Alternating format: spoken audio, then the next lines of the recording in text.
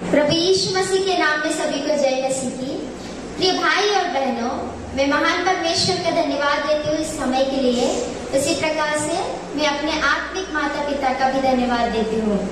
तो आज का हमारा वचन क्या है कहने से, मुख्य वचन लूका रचित सुसमाचार इसका 10वां अध्याय इसका 42वां वचन। लूका रचित सुसमाचार 10वां अध्याय 42वें वचन में इस प्रकार से लिखा है, परंतु एक बात अवश्य है और उस उत्तम भाग को मरियम ने चुन लिया है जो उससे छीना न जाएगा। हालेलुया। यहाँ पर अगर हम विचार करेंगे तो मरियम के विषय में लिखा गया है। बाइबल में, पूरे बाइबल में अगर हम मरियम के बारे में देखेंगे तो मरियम नाम की 6 स्त्रियां हैं। उन 6 स्त्रियों में एक मरियम, मार्था की बहन और लाजर जो मरकर 4थे दिन प्रभु ने उसको जिलाया है, उसकी बहन के विषय में हम ध्यान करने वाले हैं। तो इस मरियम के विषय में बाइबल में अगर हम विचार करेंगे तो ये मरियम के घर में यीशु मसीह 3 बार गए करके हम देख सकते हैं। इस मरियम के माता पिताओं का नाम बाइबल में लिखा नहीं है, लेकिन परमेश्वर के द्वारा, पवित्र आत्मा के द्वारा एक अच्छी गवाही को प्राप्त की हुई ये स्त्री थी। बाइबल में अगर हम विचार करेंगे तो एक दिन यीशु मसीह बेतनिया को आ रहे थे, तब मार्था यीशु मसीह को अपने घर में बुलाती है।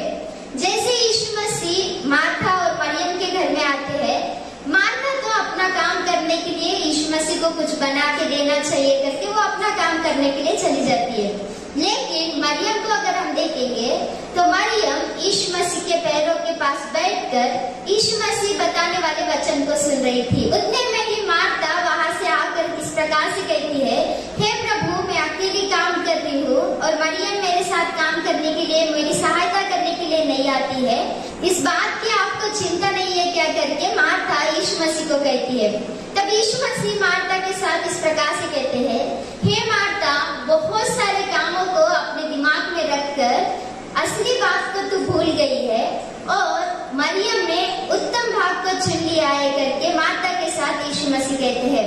देखिए प्रियो, अगर हम यहाँ पर देखेंगे तो खुद यीशु मसीह के द्वारा ही एक अच्छी गवाही को मरियम यहाँ पर प्राप्त कर रही है करके हम यहाँ पर देख सकते हैं। तो मरियम के जीवन से अभी हम आगे कुछ बातों को सीखने वाले हैं। सबसे पहली बात हम मरियम के जीवन से क्या सीख सकते हैं कहने से, लूका रचित सुसमाचार के 10वें अध्याय के 38 और 39वें वचन को पढ़ेंगे तो जब यीशु मसीह मार्था और मरियम के घर में आते हैं, मरियम यीशु मसीह के पैरों के पास बैठती है। यहाँ पर अगर हम देखेंगे, मरियम अपने आप को नम्र करके, अपने आप को छोटा करके यीशु मसीह के नाम की वहाँ पर महिमा की, यीशु मसीह को बड़ाई करके हम देख सकते हैं। देखिए यहाँ पर मरियम ने उत्तम भाग को चुन लिया। लेकिन आजकल अगर हम विचार करेंगे तो मनुष्य को ये समझ में नहीं आ रहा है कि कौन सी बात उत्तम है और कौन सी बात उत्तम नहीं है, कौन सी बात कीमती है और कौन सी बात कीमती नहीं है, किस बात को हमें महत्व देना है और किस बात को हमें महत्व नहीं देना है, ये आजकल के बहुत सारे लोगों को समझ में नहीं आ रहा है। उतना ही क्यों, अगर हम मार्था और मरियम के घर को विचार करेंगे, इनके परिवार में ही मरियम को जो बात समझ में आया वो बात मार्था को समझ में नहीं आई। आजकल भी बहुत सारे लोगों को ये समझ में नहीं आ रहा है कि किस बात को हमें महत्व देना है और किस बात को हमें महत्व नहीं देना है, कौन सी बात उत्तम है और कौन सी बात उत्तम नहीं है। लेकिन मरियम के जीवन को अगर हम विचार करेंगे तो मरियम ने तो यीशु मसीह के चरणों में बैठकर, यीशु मसीह के पैरों के पास बैठकर अपने आप को नम्र करके, अपने आप को कम करके यीशु मसीह को बड़ाई करके हम यहाँ पर देख सकते हैं। तो आज हमारे जीवन किस प्रकार से है, हमें अपने आप को एक बार परखना चाहिए। मरियम के जीवन से दूसरी बात को हम क्या सीख सकते हैं कहने से, यीशु मसीह का वचन सुन रही थी करके लूका रचित सुसमाचार के 10वें अध्याय के 39वें वचन को पढ़ेंगे तो वहाँ पर इस प्रकार से लिखा है, जब वो यीशु मसीह के चरणों में बैठी तो वो यीशु मसीह का वचन सुन रही थी। वचन सुनने का स्वभाव हर किसी के अंदर रहना चाहिए करके हम यहाँ से मरियम के जीवन से सीख सकते हैं। वचन सुनने का, वचन को ध्यान करने का, वचन के अनुसार चलने का जीवन सभी के अंदर रहना चाहिए। मरियम परमेश्वर का वचन सुन रही थी। फिलिप्पी ने जब वचन बताया तब एक नपुंसक ने तुरंत बपतिस्मा लिया। उतना ही क्यों, पतरस ने जब वचन बताया तब 3000 लोग मन फिराकर बपतिस्मा लिए करके करके वचन में लिखा है। और एक बार जब पतरस ने वचन प्रचार किया तो सुनने वालों के ऊपर पवित्र आत्मा उतर के आया करके वचन में लिखा है।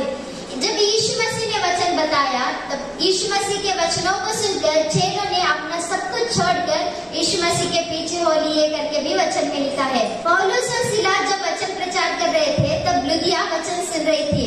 जब लुदिया वचन सुन रही थी तब परमेश्वर ने उसके मन को खोल दिया करके वचन में लिखा है। देखिए प्रियो, अगर हम यहाँ पर विचार करेंगे तो वचन सुनने के द्वारा कितने अद्भुत चिन्ह चमत्कार यहाँ पर हुए। एक विश्वासी होने के नाते हमारे जीवन में भी वचन सुनने का, वचन सीखने का और वचनों को ध्यान करने का और वचनों के अनुसार चलने का जीवन रहना चाहिए करके मरियम के जीवन से हम दूसरी बात को सीख सकते हैं। तीसरी बात, मरियम के जीवन से हम क्या सीख सकते हैं कहने से, मरियम यीशु मसीह को पसंद आई हुई स्त्री थी। यहाँ पर अगर हम विचार करेंगे तो मार्था ने यीशु मसीह को अपने घर में बुलाया, लेकिन यीशु मसीह को जो महत्व देना चाहिए था वो मार्था ने नहीं दिया। लेकिन मरियम को अगर हम विचार करेंगे, मरियम ने यीशु मसीह को अपना महत्व दिया और यीशु मसीह का वचन सुनकर यीशु मसीह को पसंद आई हुई स्त्री की तरह हम देख रहे हैं। चेले लोग भी जब यीशु मसीह के साथ थे उन्होंने भी यीशु मसीह को सही रीति से नहीं समझा और सही रीति से यीशु मसीह को महत्व नहीं दिया। और मार्था भी यीशु मसीह को बुलाई, लेकिन यीशु मसीह को उसने सही रीति से नहीं समझा और इसे महत्व नहीं दिया। लेकिन मरियम यीशु मसीह को सही रीति से समझकर उसे महत्व दे रही है करके हम यहाँ पर देख सकते हैं। मरियम ने जो किया वो बात यीशु मसीह को पसंद आई। तो आज मैं आपको एक बात बताना चाहती हूँ, हम करने वाले जो काम है वो हमारे माता पिता को पसंद आए या ना आए, हमारे रिश्तेदारों को पसंद आए या ना आए, लेकिन वो बातें परमेश्वर को पसंद आना बहुत जरूरी है।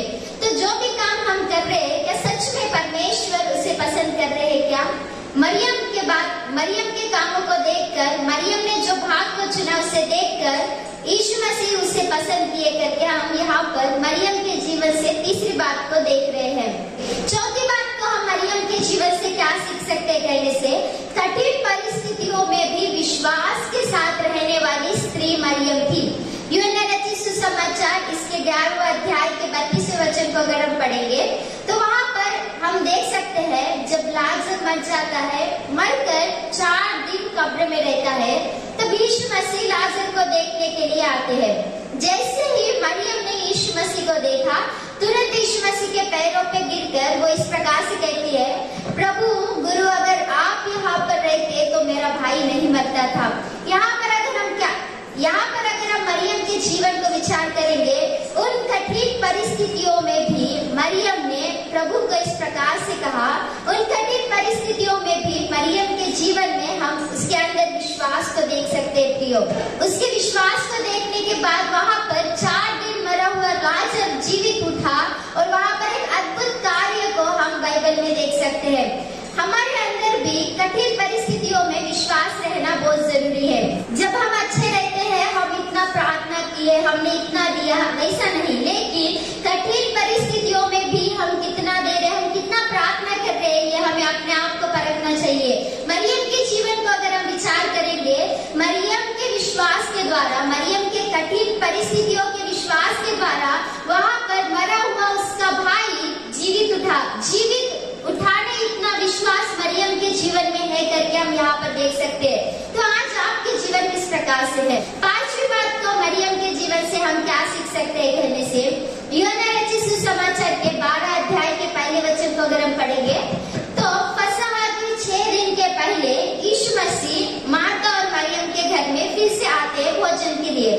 जब वो भोजन करने के लिए बैठे रहते हैं तब मार्था अपने कामों में रहती है, लेकिन मरियम जटामासी के बहुमूल्य इत्र को लाकर यीशु मसीह के पैरों पे डालकर अपने बालों से उसके पैरों को पोंछती है करके हम यहाँ पर देख सकते हैं।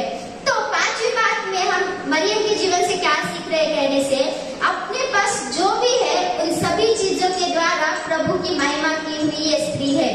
यीशु मसीह संसार में आके हमारे पापों के लिए, हमारे अपराधों के लिए उस कलवरी क्रूस पे मारा जाना चाहिए करके उसके तैयारी के लिए मरियम ने ये काम को किया करके हम वचन में देख सकते हैं। जैसे ही यीशु मसीह के पैरों के ऊपर जटामासी के इत्र को उसने उंडेला, स्त्री भाग्यवान होते हैं। तो उस अपने सुंदरता के द्वारा यीशु मसीह के पैरों को पोछी करके भी हम वचन में देख सकते हैं। तो यहाँ पर अगर हम विचार करेंगे तो मरियम ने अपने पास जो कुछ था, अपनी सुंदरता और अपना सब कुछ यीशु मसीह के चरणों में डालकर यीशु मसीह के गाड़े जाने की तैयारी के लिए उसने ये सारी बातें किया करके मरियम के जीवन से हम ये 5 बातों को देख रहे हैं। तो आज हमारे पास जो कुछ भी है उसके द्वारा हम परमेश्वर की महिमा कर रहे हैं क्या? हम यहाँ पर मरियम के जीवन को देखेंगे तो मरियम के पास जितना भी था, जो कुछ था, उसने प्रभु के चरणों में समर्पण किया। तो आज हमारे पास जो कुछ है और जितना हमारे पास है उन सभी को हम प्रभु के चरणों में समर्पण कर रहे हैं क्या? अपने आप को एक बार परखना चाहिए। तो मरियम के जीवन से हमने 5 बातों को सीखा।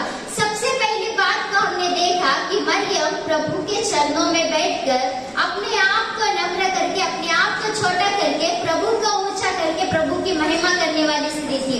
दूसरी बात को हमने मरियम के जीवन से सीखा कि उसके अंदर वचन सुनने का स्वभाव था। और तीसरी बात को हमने क्या देखा कहने से, वो प्रभु को पसंद आई हुई स्त्री थी। और चौथी बात को हमने सीखा, कठिन परिस्थितियों में भी विश्वास के साथ रहने वाली स्त्री मरियम थी। और 5वीं बात को हमने देखा कि अपने पास जितना भी था, अपना सब कुछ प्रभु के चरणों में डालकर समर्पण की करके हमने सीखा। ये 5 बातों को हमने मरियम के जीवन से सीखा। इन 5 बातों के द्वारा प्रभु आप सभी को आशीष दे। आमीन। Praise God.